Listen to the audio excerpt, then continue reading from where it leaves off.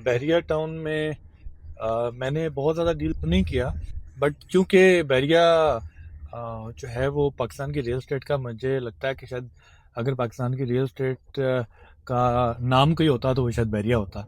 घर तो बना रहे थे मैं पांच तो मरले कहता हूँ का। डिफाइन नहीं किया, रीडिफाइन तो, जी। क्योंकि इससे पहले तो हमें पता ही नहीं था ना इस काम का। अब ये जो छोटे छोटे मसाइल हैं, अगर आपका प्रोजेक्ट रेडी हो गया है तो मसाइल तो ज्यादा है, हाँ, क्योंकि फिर मेरे ख्याल से उसके ऊपर उसको वो उसके तो कुछ जुर्माना लगा के कुछ वो करके अप्रूवल दे देते हैं। ऑलरेडी जो कंस्ट्रक्ट हुई हुई बिल्डिंग थी जब ये सीडीए में आया तब तक, अभी जी और तकरीबन 2-2.5 साल पहले सीडी और आरडीए ने अपने जो मास्टर प्लान है उसको रिवाइज किया है, जी। और कुछ एरियाज जो आरडीए में थे वो अब सीडीए में चले गए। शिदात भी है मेरे साथ, मेरे आपको पहले भी पता है कि दोस्त हैं, हेमन लैंड के नाम से काम कर रहे हैं। आप समझें कि आरबीएस का ही एक ग्रुप है। और शहजाद भी पिछले 20 साल से या 15 साल से ऑलमोस्ट ना बैरिया को डील कर रहे हैं। तो अभी रिसेंटली कुछ प्रोजेक्ट्स भी किए हैं बैरिया में इन्होंने, और बहुत मती भाई और शहजाद भाई की काफ़ी सारी मल्टीपल प्रॉपर्टीज़ भी हैं और अपने प्रोजेक्ट्स भी हैं।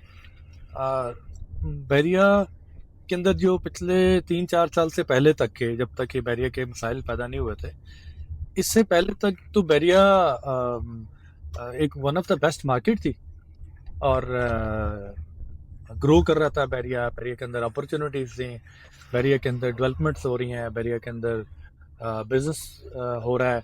सबसे अच्छी फूड स्ट्रीट, सबसे अच्छी डेवलपमेंट्स, हर चीज़ जो है ना एक बैरिया में। अगर हम बिजनेस हब्स की बात करें तो सारे बिजनेस हब जो है, commercial sectors, residential sectors, food streets, food के brands, horticulture, golf courses, lavish living, ये सारी चीज़ें तो इमर्ज बैरिया से हुई हैं। और बैरिया एक आइडियल जगह थी लोगों के रहने के लिए, विद फैसिलिटीज, सेफ्टी, सिक्योरिटी, और सबसे बड़ी मेंटेनेंस। एक्स्ट्राऑर्डिनरी किस्म की मेंटेनेंस नज़र आएगी आपको। बट पिछले 3-4 सालों में बैरिया कुछ क्राइसिस का शिकार रहा, उनके कुछ इश्यूज चल रहे हैं गवर्नमेंट के साथ। उस तनाज़र में थोड़ी सी डिस्कशन करते हैं। शिजात भी बताएं, अभी रिसेंटली जो बैरिया पैराडाइज सबसे लेटेस्ट उनका मेरे ख्याल से सेल होने वाला प्रोजेक्ट बैरिया पैराडाइज ही है, जहां उन्होंने लोगों की इन्वेस्टमेंट्स ली और वो लोगों को ऑन ग्राउंड कमर्शियल प्लॉट्स दिए। बैरिया पैराडाइज कमर्शियल में जो सबसे बड़ा प्रोजेक्ट है उसका नाम क्या है? Paradise mall paradise mall. वो शायद 100 कनाल्स के ऊपर है, तकरीबन कोई 90 कनाल्स के 90 ऊपर है। कनाल के ऊपर है, और वो बहुत बड़ा ग्रुप है। पहले बैरिया खुद उसको ओन कर रहा था, बट उसको उन्होंने सेल कर दिया। जी वो इसका बड़ा बहुत बड़ा प्रोजेक्ट है, बल्कि शायद जब ये कमर्शियल बन जाएगा तो वो सबसे बड़ा कमर्शियल बिल्डिंग होगी। जी। इन टर्म्स ऑफ साइज भी कर लें, और प्रीमियम आउटलेट्स लेकर आ रहे हैं उस पर। ग्रीन वैली तो उसमें ऑपरेशन हो चुका है। तो वो उसी एरिया में छोटे कमर्शियल्स दिए उन्होंने, जहाँ बहुत सारे होटल्स आ चुके हैं। बट वो जो कमर्शियल है और बैरिया के सारे ही जो सेक्टर्स हैं उनके अंदर कुछ सीडीए के साथ शायद ये कुछ हिस्सा सीडीए में चला गया है, कुछ हिस्सा आरडीए में चला गया है। तो उस हवाले से, और दूसरा इन्वेस्टमेंट्स के हवाले से, इन्वेस्टमेंट की सिक्योरिटी के हवाले से, या सर्विसेज के हवाले से थोड़ी सी यार शहजाद भी बताएं कि आपकी ये कैसा रहा एक्सपीरियंस, और आप फ्यूचर में कैसे इसको देखते हैं कि ये क्या होगा इसका। अच्छा, मैं थोड़ा सा पास्ट भी आपके साथ शेयर कर लूँ। बहरिया की ग्रोथ का जो सबसे पॉइंट था मेन, वो ये था कि वन विंडो सोल्यूशन। हम बहरिया के हेड ऑफिस जाते, आर्किटेक्ट भी वहाँ बैठा होता, स्ट्रक्चर डिज़ाइन भी वहाँ से हो जाते, या करीबी उनके ऑफिस होते, उनके पैनल में होते। हम जाते, हम अपना आइडिया शेयर करते, हमारा लेआउट प्लान आ जाता, फीसेस भी वहीं पर डिपॉजिट हो जाती हैं, और हमें विद इन अ मंथ 2-3 हमें फाइल मिल जाती कि जी आप रेडी टू कंस्ट्रक्ट हैं। तो जब तक ये सिस्टम था उस वक्त तो बहरिया की ग्रोथ बहुत स्पीड अप थी, यानी रेजिडेंशियल भी हमने किए। टोटल ये प्रोसेस महीने का था, बहुत ज़्यादा हुआ तो 1.5 महीने का हो जाता, 2 महीने का हो जाता। हम रेजिडेंशियल प्रोजेक्ट्स करते हैं तो 2 महीने के अंदर हम रेडी टू कंस्ट्रक्ट हो जाते हैं, जिसमें आरडी अप्रूवल, जिसमें सीडी अप्रूवल, ये सब कुछ और शामिल थे। इसमें जो सर्विसेज हैं, पानी, बिजली, गैस, उन वो कैसे होती? हम जब अप्लाई कर लेते थे तो उसके पोजेशन और यूटिलिटी चार्जेस हम पे करते हैं। हम जैसे ही कंस्ट्रक्शन स्टार्ट करते हैं तो कंस्ट्रक्शन से पहले ही विद इन अ डे और टू हमें सर्विसेज प्रोवाइड कर देते यानी कि वो सर्विसेज ऑलरेडी हैं। एग्जिस्ट करती हैं। सर्विसेज एग्जिस्ट करती हैं, उन्होंने हमें सिर्फ कनेक्शन दे देने थे। तो शुरू में ये था कि अगर आप देखें कि रियल एस्टेट को रीडिफाइन किया बहरिया टाउन ने। हम पहले घर बनाते थे मैं 5 तो मरले कहता हूँ का। डिफाइन नहीं किया, रीडिफाइन तो, जी क्योंकि इससे पहले तो हमें पता ही नहीं था ना इस काम का। जी, पहले हम 5 मरले का घर बनाते थे तो सालों साल लग जाते थे। अब यहाँ का एक प्रॉपर सेटअप है, एक प्रॉपर प्लान है कि आप 5 मरले का घर ज़ीरो से कंप्लीशन तक आपके 6 महीने लगते हैं। इसी तरह 7 मरले के 7 महीने लगते हैं और 10 मरले के 8 महीने लग जाते हैं। तो एक प्रॉपर एक सेटअप था जो जिसमें डिजाइनिंग, इंटीरियर और सब कुछ शामिल होता था। बाद में अभी हमारा एक्सपीरियंस हुआ पैराडाइज में। पैराडाइज में कुछ अरसे से आपने देखा कि मसाइल चल रहे हैं, तो हमने पैराडाइज कमर्शियल परचेज किया और इंस्टॉलमेंट पे था। हमें इन्फॉर्म किया गया कि एक इंस्टॉलमेंट पे करें और आप कंस्ट्रक्शन स्टार्ट करें। तो वही प्रोसेस हमने बैरिया से किया। बैरिया से डिज़ाइन बने, लेआउट प्लान बन गया और हमें उन्होंने एनओसी दे दिया कंस्ट्रक्शन के लिए। ओके।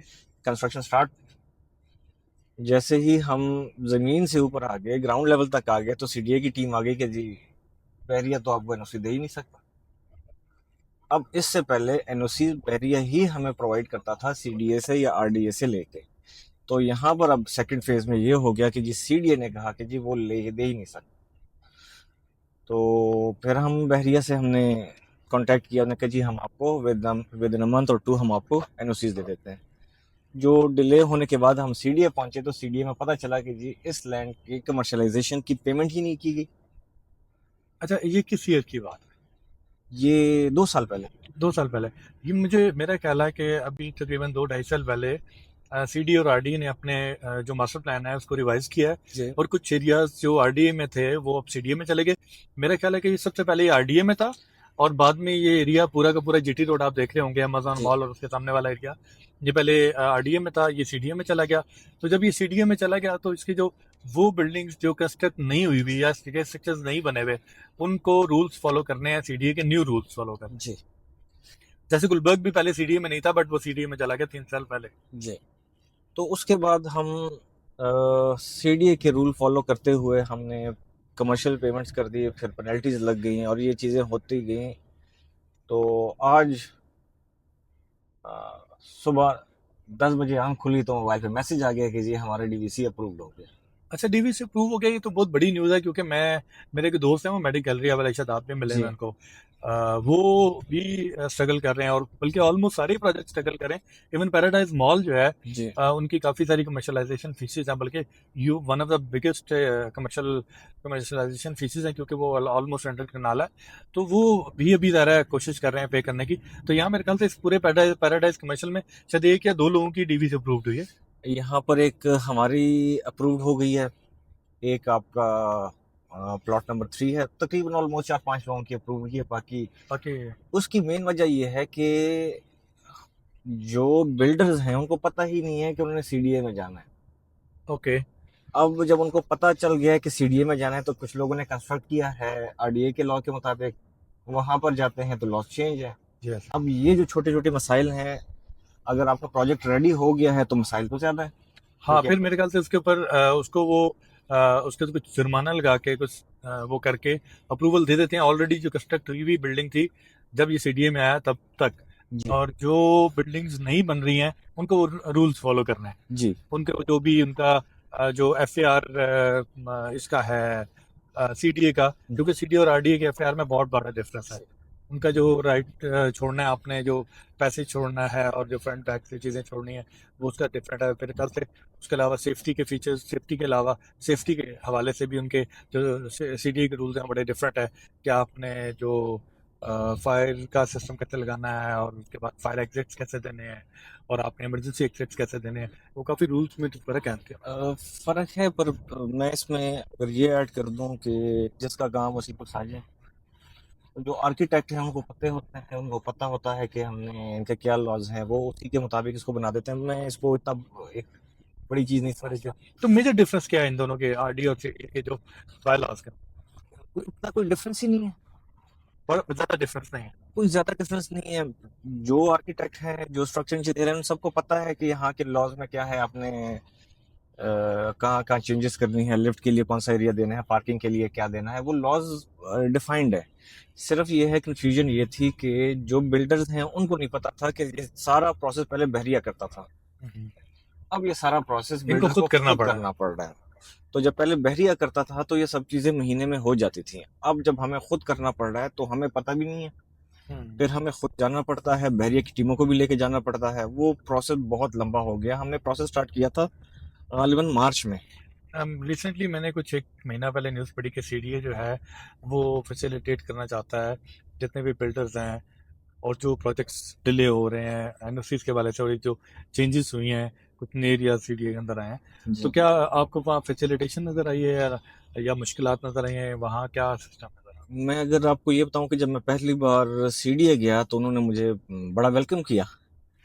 उन्होंने कहा जी ये प्रोजेक्ट आ गया। मैंने कहा हाँ। कहता जब आओगे तो काम होगा, अब लोग आ ही नहीं रहे हो। रहा है? नहीं, हमें पता ही नहीं था कितना टाइम लगा है सारे सिस्टम? इस सारे सिस्टम को। जब हम पहली बार मार्च अप्रैल में हमने उनसे कांटेक्ट किया तो उन्होंने हमें बताया कि हमारी फाइल ही उनके पास नहीं है।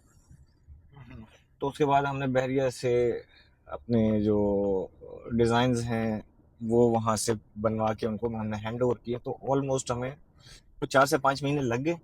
अच्छा, 5 महीने का प्रोसेस है। जी, फीसिस ऑलमोस्ट कितनी थी? आपका प्लॉट साइज क्या है? हमारा प्लॉट से तकरीबन 13 मरले का है।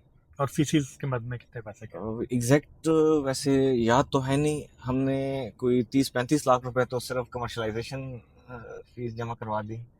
फिर 200 रुपये पर स्क्वायर फीट हमने वो पेमेंट जमा करवा दी जो हम कंस्ट्रक्ट कर चुके हैं। ओके, वो उसको फाइन कीमत में दिया फाइन या की बात में फाइन दिया। कीमत में? और इसके अलावा कोई डीवीसी के कोई 4 लाख रुपए थे। इस तरह छोटी मोटी पेमेंट्स थी। पर अगर एक आप प्रोजेक्ट बना रहे हैं जिसकी वर्थ ही 50 करोड़ 60 करोड़ है तो उसमें ये मैटर ही नहीं करता। ये 50-60 लाख जाके अप टिल 1 करोड़ पे, अगर गवर्नमेंट के जो ड्यू फीसेज है मेरे ख्याल से वो सब लोगों को जमा भी करानी चाहिए। जी, बस ये है कि बिल्डर की सक्सेस डिलीवरी पे है। ऐसे ही है, काम चलना चाहिए, काम नहीं रुकना चाहिए। जी। जब ये काम या प्रोजेक्ट स्टक हो जाता है या स्टॉप हो जाता है वो प्रॉब्लम है। जब वो प्रोजेक्ट डिलीवर हो जाता है तो मैंने नहीं ख्याल ये फीसेज कभी भी मैटर करते हैं। अब एक इशू जो बहरिया में या बिल्डर्स करते हैं, वो प्रोजेक्ट स्टार्ट होने से पहले मार्केट से इतनी पेमेंट ले लेते हैं कि अगर प्रोजेक्ट रुक गया वो फंस जाते हैं। हम्म। तो हमारे प्रोजेक्ट्स में हमने ये किया था कि प्रोजेक्ट में हमने इन्वेस्टमेंट की किसी मार्केट से कोई सेल ही नहीं की। अच्छा, आपका प्रोजेक्ट तो सेल भी नहीं हुआ? हमने तो सेल इसलिए नहीं किया कि इन केस हमें तो बहरिया का और सीडीए के इशू का उस वक्त पता ही नहीं था। अगर हम सेल कर लेते और किसी भी वजह से और हम प्रोजेक्ट रुकता है तो फिर उस वक्त पेमेंट वापस करने में बड़ी तकलीफ होती है। बहुत ज़्यादा तकलीफ होती है। दूसरा मुझे बताएं, लीनियर कमर्शियल जो आपके पास पड़ा है वो भी सोल्ड आउट है या आपने खुद से भी इसको सेल नहीं किया हुआ? और उसके एनओसीज का क्या इशू है? लीनियर के एनओसीज का ये है कि एनओसीज बहरिया ने उस वक्त आरडीए में था तो एनओसीज हमें बहरिया ने दे दिए थे। वो आरडीए में है? जी। तो वो आरडीए तो मेरे ख्याल से इतना बड़ा प्रॉब्लम नहीं है आपका। प्रॉब्लम तो सीडीए भी नहीं है वैसे। हमें सिर्फ बनाया गया था कि सीडीए बहुत बड़ा प्रॉब्लम है। जब वहां पर हमें बट अकॉर्डिंग टू रूल अगर आप चलेंगे तो मेरे ख्याल से सीडीए वाले कोई इशू नहीं करते। मैं तो ये समझ कि जो रूल्स हैं वो आरडीए के भी डिफाइंड हैं और सीडीए के भी डिफाइंड हैं। बट आपको प्रॉपर वे से उसको सिर्फ फॉलो करना है। जी। तो जो रूल्स फॉलो करने की बात है। और सब मुझे मुझे इस सारे सिस्टम में लगता है कि होता है क्या है कि जब बिल्डर को अंदाजा नहीं होता कि यार मेरे इस बिल्डिंग के गवर्नमेंट फीसिस के मद में 50 लाख करोड़ रुपया या 2 करोड़ रुपया पेंडिंग पड़ा हुआ है, जो मैंने वायलेशन की है, जो जिसको सिटी अभिषद वायलेशन कहेगा, तो वो उसकी जो जुर्माना मैंने देना है तो वो उसको शायद वो भी शायद इस टाइम वो फंड नहीं कर पा रहे हैं, उसके पेमेंट्स नहीं कर पा रहे हैं जनरली। थोड़े से सारे बड़े प्रोजेक्ट में जो 8-10 कनाल का या इवन 3-4 कनाल का प्रोजेक्ट है तो वो उसके लिए काफी मुश्किलात है ना, उसके तो बड़ी मुश्किलात फीसिस है। यहाँ पर भी नहीं है। बड़े प्रोजेक्ट के लिए 2 करोड़ 4 करोड़ 5 करोड़ की इतनी बड़ी चीज नहीं है। होता और क्या है कि जब आप प्रोजेक्ट स्टार्ट करते हैं, आपने अपनी कैलकुलेशन किया कि मुझे पर स्क्वायर फीट पड़ रहा है 10,000 पर स्क्वायर फीट। और जब ये प्रोजेक्ट डिले होता है, कॉस्ट ऑफ कंस्ट्रक्शन ज्यादा होती है और आपको पता चल जाए कि मैंने तो 8-10 हज़ार पर स्क्वायर फीट कैलकुलेट किया और ये हो गया 15,000। या अब 12,000 यहाँ या पर 13,000। जी, अब यहाँ पर जो बिल्डर हैं वो फंस जाते हैं। तो वो हम अपने दोस्तों को यही कहते हैं, जब आप प्रोजेक्ट स्टार्ट करते हैं तो कॉन्टिजेंसी रखा करें। टाइम टाइम टाइम सबसे इम्पोर्टेंट। अगर आप जितना डिले करेंगे तो 7% 8% तो आपका इन्फ्लेशन है। 7-8% तो आपका वैसी चीज महंगी हो रही है। अगर ये चीज़ें ईज़ी होंगी, ये पैसे निकलेंगे, किसी और प्रोजेक्ट में जाएँगे और प्रोजेक्ट से और किसी इंडस्ट्री में जाएँगे तो हाँ, मैं इकोनॉमी को बहुत इस बेहतर इशू को होगा। रिजॉल्व होना चाहिए बात। जी। ठीक है सिद्धार्थ भी, इंशाल्लाह दोबारा नेक्स्ट गपशप लगाते हैं। Thank ji. You much, thank you.